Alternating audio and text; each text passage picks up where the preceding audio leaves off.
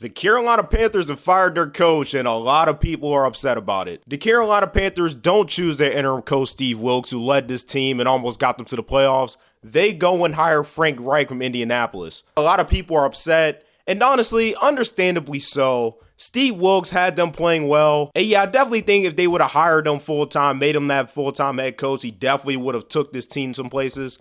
But also, at the same time, I want to defend Frank Reich because I don't think this was a horrible hire. Especially when you look at where the Carolina Panthers are. They need to fix this offense. Their defense is very talented. Their offense with Sam Darnold and Baker Mayfield, some of these guys they thrown in there, hasn't been very good. So I understand hiring Frank Reich, get an offensive guy in there, and help mature whatever quarterback they end up getting. Unless they decide they want to stick with Sam Darnold, and if they decide to do that, that's a whole nother thing. So a little bit about Frank Reich's past. He won the Super Bowl with my Eagles, of course, in 2017. And he was a very big part of both Carson Wentz and Nick Foles playing some of the best football of their career. So then Frank Reich takes over as the head coach of Indianapolis Colts. And in that span, he had 5 different quarterbacks in 5 years, being Andrew Luck, Jacoby Brissett, Phillip Rivers, Carson Wentz, and Matt Ryan. Frank Reich really had no stability on the offensive side of the ball. Andrew Luck retiring out of nowhere all of a sudden really derailed this franchise. They never really recovered. So with the criticisms of Frank Reich, a big one being he only had 1 playoff win and no division titles, and that is fair because he's had good teams, especially he's had really good defenses.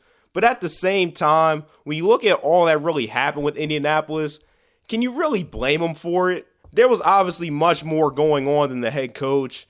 And the Colts weren't, when they got, not that Jeff Saturday was going to fix their problems, but they clearly did not get better with Jeff Saturday in there. So I get why there could be some question marks about Frank Reich, but at the end of the day, he still has a long track record of good quarterback play. And quarterbacks who we've seen haven't been the best in other places, in other positions, play very well under him. So I get why people are mad. And Steve Wilks is a good coach who maybe should be a head coach in the league.